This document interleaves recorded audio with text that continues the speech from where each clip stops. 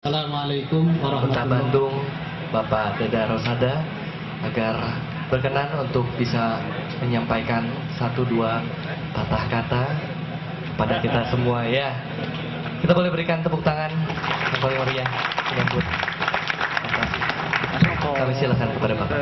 Pak Dada. Ini kebiasaan dirubah, seharusnya saya tadi baru Pak Ayat. Jadi punten Pak Ayat.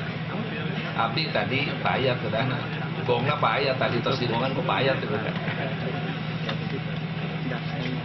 Bismillahirrohmanirrohim. Assalamualaikum warahmatullahi wabarakatuh. Selamat malam dan salam sejahtera. Yang saya hormati, saya banggakan, saya cintai.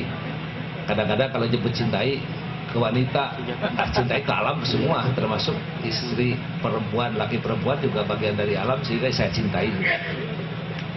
Dan saya mulai saja dari jajaran Jawa Barat adalah Kang Ayat. Jadi saya hormati Pak Ayat Cucu Kota Bandung, saya Kota Bandung. Pak Ayat, Pak Cucu ninggalkan saya ke Jawa Barat, tapi tetap masih warga Kota Bandung gitu. Kemudian yang saya juga hormati, banggakan, cintai ya para pimpinan ormas Islam, ormas non-Islam, atau pimpinan umat beragama Islam dan non-Islam.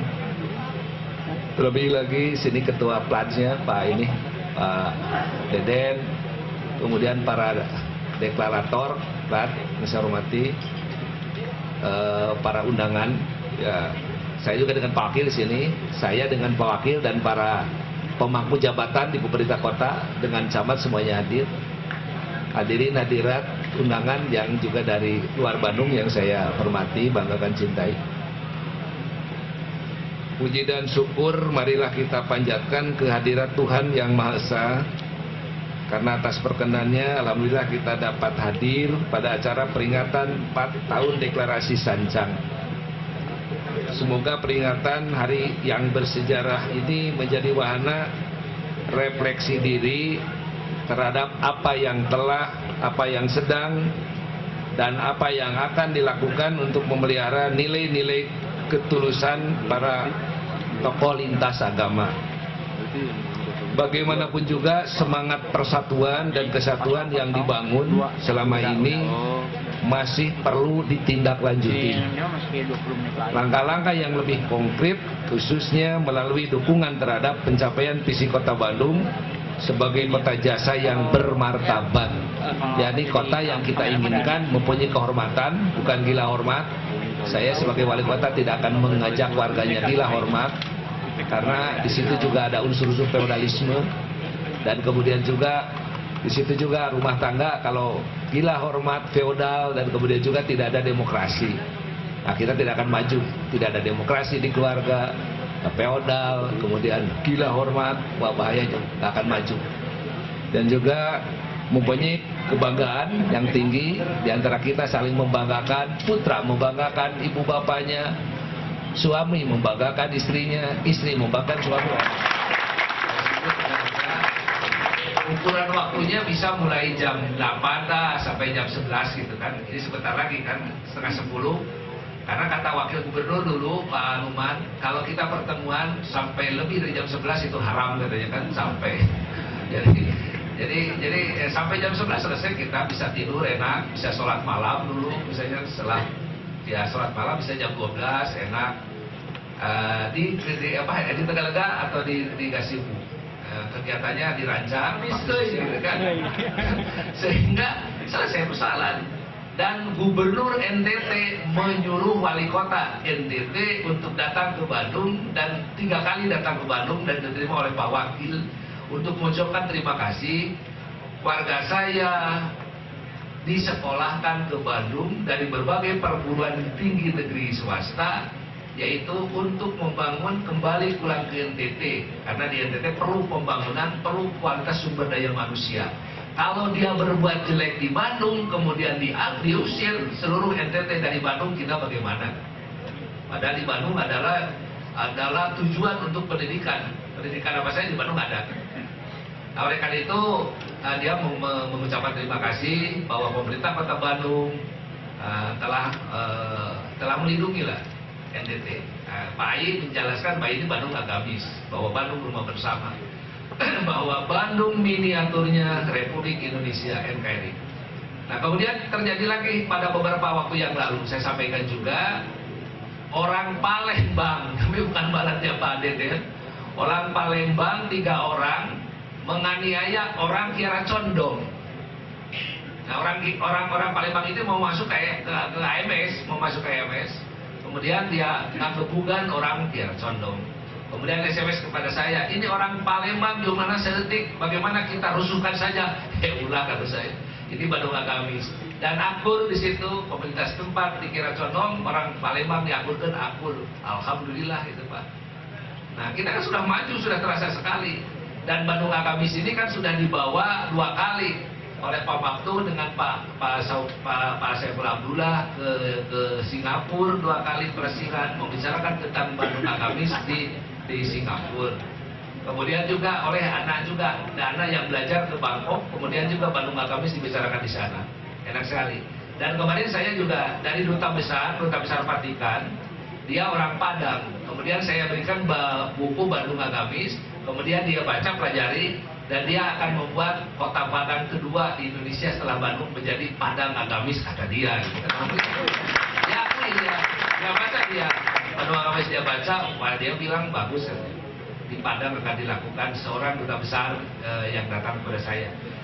Nah, Ibu dan Bapak yang saya hormati, sehingga kita kata Kang Ayat tadi bahwa negara itu bukan negara agama, negara umat beragama. Gimana kita semuanya satu bangsa, satu tanah air, sebangsa, sepetanggungan. Hari ini kan pas hari ini tadi kita memperingati Hari Pahlawan. Nah, semua ini kita pahlawan. Tapi bahwa dia ada pahlawan karena memang ada standar, kriteria, ada parameter, ada ukuran tentang pahlawan.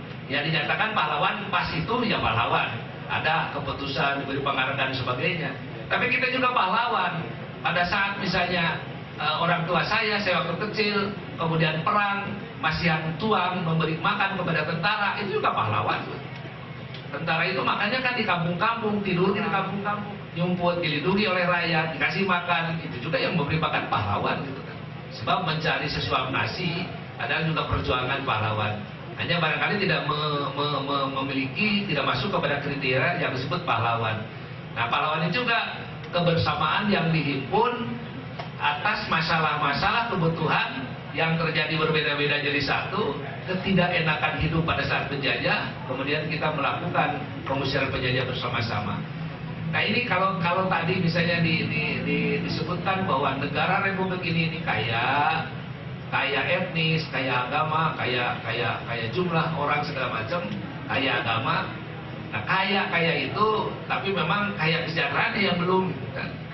Nah kesejahteraan yang belum, yang secara merata. Bahwa mungkin dia karena juga di rumusan agama ada agnia orang kaya, ada fakir miskin, di mana orang kaya memelihara fakir miskin mendoakan orang kaya, dan ternyata itu disebut agama. Jadi sampai kapanpun juga tidak akan semuanya kaya semua, tidak akan semua kaya. Misalnya seorang kaya ukurannya setiap orang yang 2,5 juta kota Bandung berdasarkan BPS 2010, kalau siang 3 juta, yang ukurannya sudah kaya, nanti Bandung itu adalah semua orang punya hotel, kan nggak mungkin Pak. Semua orang yang 2,5 juta, 3 juta punya Mercy, semua nggak mungkin. Jadi beda-beda. Tapi bagaimana kesejahteraan dunia yang enak, yang segala kebutuhan bisa dipenuhi. Dia ingin naik pesawat, bisa, tidak harus punya pesawat. Tapi dia mampu naik pesawat ke Surabaya, ke Jakarta dari Bandung karena dia punya uang. Nah saya sebagai wali kota tinggal menyediakan uang supaya masyarakat itu tidak harus beli kapal lah. Buat apa capek-capek beli kapal? Ini tumpah kapal, diberi uangnya, tapi uangnya dari kita, dari berbagai kegiatan produktivitas usaha yang kita lakukan. Nah, oleh karena itu, kalau tadi kata Kang Ayat juga, dalam pendidikan ini harus landasannya betul agama. Sehingga misi kita di bidang pendidikan adalah kita mencetak kualitas sumber daya manusia di bidang pendidikan yang cerdas. Dan saya sendiri tidak nyebut pinter Pak, nyebutnya cerdas. Jadi Bandung yang cerdas ada kualitas sumber daya manusia, anak-anaknya yang cerdas, yang pertama cerdas, yang kedua sehat, yang ketiga berakhlak baik, kemudian dia profesional dan berdaya saing. Berdaya saing tadi katakan ayat adalah bersaing positif dan baik. Ini bagian dari yang kita cetak. Jadi kalau misalnya Kang Ayat tadi menyarankan kepada saya, cobalah oleh wali kota dibuat pendidikan holistik yang dasarnya agama. Sebenarnya dari misi kita sudah itu Pak Ayat. Jadi berakhlak itu adalah agama gitu kan. Kalau saya tadi misalnya visi kota Bandung, kota jasa bermartabat, dan rumusan bermartabat ini adalah kehormatan, kebanggaan jati diri. Di situ tidak ada kehormatan, tidak ada kebanggaan di orang kaya, di pejabat, dan di orang miskin. Ini adalah karena moral, karena agama. Di orang kaya, anak tidak bisa menghargai, tidak menghormati, tidak bangga kepada bapaknya, karena agamanya kurang bagus, akhlaknya tidak bagus. Kalau akhlaknya bagus, pasti anaknya bangga, apalagi dia kan dari mulai kecil, dia tidak ada oleh ibunya dikandung 9 bulan, lahir, kemudian dipelihara, sekolah, tapi kurang ajar pada saat besar, pada orang kaya, kan ada hal yang salah gitu kan di rumah tangga itu, di orang kaya. Dia pejabat misalnya, anaknya tidak bangga punya wali kota bapaknya, wakil wali kota, sekda, kepala dinas, eselon 2B, eselon 2A, tidak bangga, itu sudah ada pemeriksaan salah dari anak. Nah ini di mana? Ya kan, kalah. Kemudian juga di orang miskin, anaknya ingin sekolah, anaknya pintar, oleh orang tuanya tidak diberi uang untuk sekolah. Kemudian anaknya juga ngambek dan tidak bangga kepada orang tuanya, karena tidak punya uang. Itu juga dianak juga gitu.